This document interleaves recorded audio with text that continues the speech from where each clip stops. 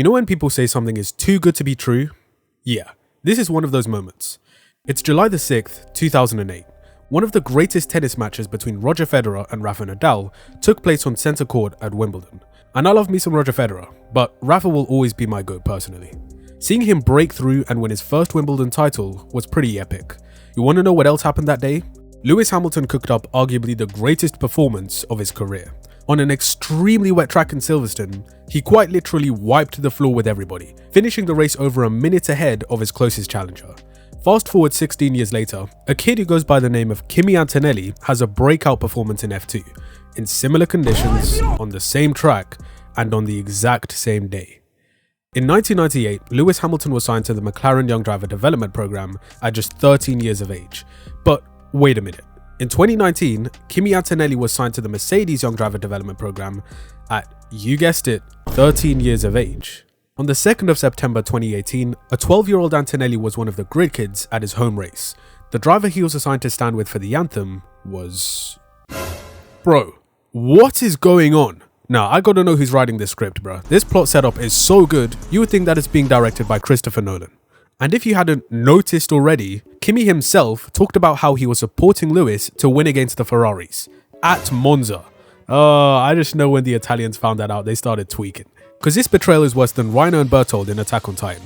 Joining forces with the main op, I'm not gonna lie, that's kinda crazy. And finally, the last parallel between the two came a couple of weeks ago now. Pretty much the worst kept secret in Formula 1 besides Adrian Newey to Aston Martin. Kimi was announced as an official Mercedes driver for 2025. And this kid was really talking about, it's something I dreamed of at a very young age. So you mean a few weeks ago when he just turned 18. It's still crazy to me that this kid was born in 2006. People like him and Lamine Yamal really had me questioning my own life and what I'm doing with it. But having pointed out all the parallels between him and Lewis, it really puts into perspective why this debut might be the most anticipated we've ever seen. When it comes to hype, one can make the case that this is the highest it's ever been for a rookie in the history of F1.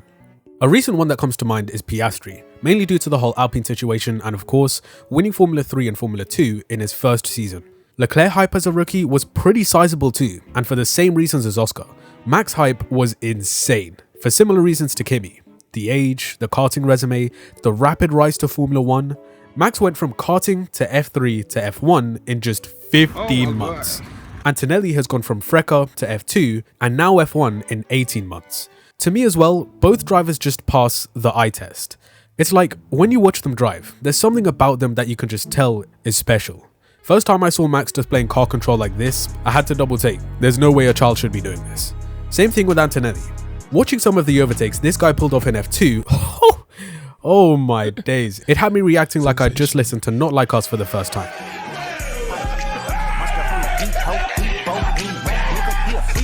I can't wait to see him in F1 next year. Whenever you get a generational talent in their first season, they just be going full balls to the wall. And I'm expecting the same from Kimi, I won't even lie. Unlike Verstappen though, he'll be joining a team that's at the very forefront of Formula 1 and not in the midfield. Most drivers when they start build their career from the ground up. Start from a team lower down the grid, prove their worth through stellar performances and eventually make their way into the top teams. Classic cases are Max and Charles. The main difference in their cases is that they started in teams where they weren't expected to be fighting for wins straight away. Finishing in like P4 or P6 was basically like achieving a victory for them. And that's easier to do in such teams since your teammate won't be the absolute cream of the crop. And I know that sounds harsh to say, especially when you consider I would get smoked by these guys if we ever shared the same piece of tarmac, but let's face it. Marcus Ericsson wasn't a championship level driver, Carlos and Max were both babies in 2015, so they were both learning as they went along. It also kind of depends on where the team is during that period of time. For example, when Norris joined McLaren, they were a midfield team, but in terms of history, they're obviously a top team. And that was the perfect environment to develop in since there wasn't too much pressure, and for a quality team like McLaren, it was always a matter of when and not if they would return to winning on a consistent basis.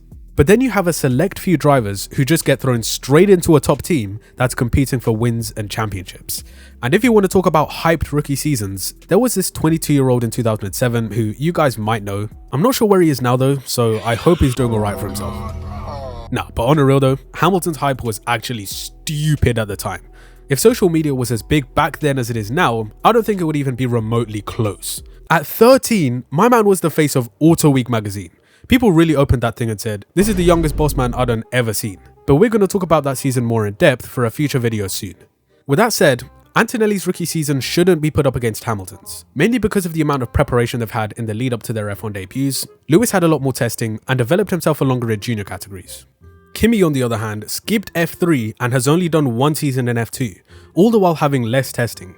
As cool as it would be to see him hop straight into the W16 and cook up a championship campaign, it would be naive to expect, given the circumstances. By the way, here's an interesting stat I saw somewhere. I think if Kimi wins any of the first 3 races, then he'll break Max's record of being the youngest ever driver to win a Grand Prix. So do with that information what you will. In that sense, Kimi's debut is a mix of Hamilton's and Verstappen's, starting in a top team from the jump while being extremely young. And the fact that he's the successor to the seat of the man who built a dynasty with Mercedes makes the prospect all the more exciting.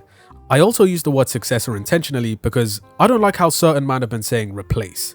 It's literally not possible for anyone to replace this guy at Mercedes. Even if it wasn't Antonelli inheriting the seat, that other driver they would have chosen instead would never be able to fill Lewis's shoes.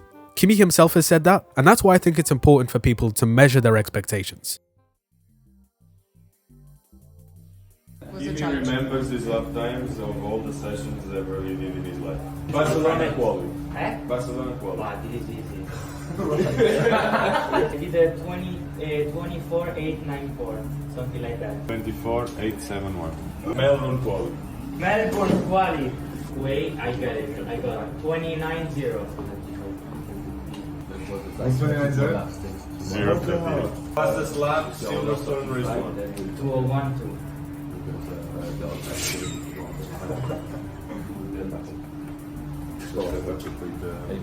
Before because then the second accident. Last one. Ah wait, you remember when we did the race in Monza? Yeah. What was your lap time equal? You were not? No. That 52.9. In Monza? Yeah. Let's check somehow. What you say?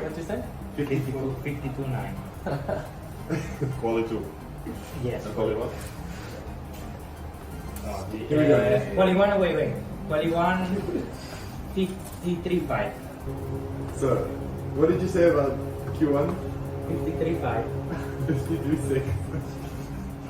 And Q2? 52.9. It's a superpower. I personally don't think it would have hurt for him to spend another year in F2 to develop just a little more. But at the same time, I think he'll learn a lot faster if he's sitting behind the wheel of an F1 car. As long as he's given the proper support by Mercedes, which I have no doubt he will, I think he'll come good in due time. The only other question now though is, will he get the same level of forgiveness and leeway from the fans and particularly the media? Because let's face it, we're going to see quite a few mistakes. It's the only way he's going to grow and mature into a better driver. Patience will be required for us to see the full extent of his talent. But whether people will actually be willing to be patient with him is a different story entirely. And with Toto having fast-tracked his career, built up all this hype, put the weight of expectation on his shoulders, I don't know, it seems very risky. I hope he'll have a good group of people around him to be able to deal with that pressure because it can get extremely overwhelming. When it comes to ability in F1, we don't know yet just how good he'll be, since we as the general public have only witnessed 1 and a bit competitive laps from him. How people will judge him as over or underrated will likely have less to do with his ability, but more so whether he matches the hype he's being given. To me, he's extremely talented. Watching him grow this season in F2, looking at his near immaculate record in karting, it goes without saying he's a phenom. The reaction from social media to his shunt in Friday practice makes my point perfectly. There was one side who were like, overrated, and then there was the other side who were like, okay, so essentially if we take a look at the direction and speed of the wind at a specific angle of incidence from which the vortexes interact with it. No! There's no way out of this. Honestly, the thing that's most crazy to me is how at 18 years old, this guy already has haters. That's how you know bro has crazy motion. With the amount of pressure put on him from the media, and let's face it, Toto, who's been obsessed with finding another Max Verstappen type talent since he fumbled way back when, but this kid cannot be another Max Verstappen. He can only be the first Kimi Antonelli. He's about to embark on his own journey through the Piranha Club that is called Formula 1. We've seen drivers come in and thrive in that environment, but we've also seen drivers crumble and never recover again. Now I want to see Kimi succeed. I want him to be everything everyone is hyping him up to be and more. But comparing him to the sport's absolute finest straight off the bat is never a good idea. One of the final points I wanted to address is the impact of social media. In the previous decades, it wasn't so much of a thing. Making mistakes back in the day was less magnified, and the only real kind of backlash you'd get is from your own team or journalists. Besides that, drivers wouldn't see themselves trending on Instagram or Twitter. And nah, I'm still not calling it X. When you're in F1, you're under the spotlight. There are more eyes on you now than at any other point in your career. Colapinto is a great example of a driver who's risen to superstardom by simply being promoted to an F1 team. Well, that and being an Argentine, since F1 has a huge demographic there. On top of that, having a good personality helps. But he's not even in a race-winning car. Can you imagine what it's going to be like for Antonelli in the Mercedes? And imagine if Ferrari hadn't fumbled the bag and signed him before Toto. Seeing an Italian driver with the Italian team. And his name is Kimi, their last driver's champion. I told you guys, the script writing has been going crazy recently. And let's be real, whenever that anthem plays, we all hum along to it. It's catchy as hell, and seeing everyone singing it with such passion makes you want to join in. Every time Ferrari win, I become an Italian for like 30 seconds, I won't even lie. Hopefully, we'll see him in red one day. But first things first, let's wait and see what he has to offer in 2025. I hope you all enjoyed. Let me know your thoughts on Kimi Antonelli down in the comment section below. Please like, share, and subscribe to the channel if you're new to get my latest videos in the future. And as always, I'll see you in the next one.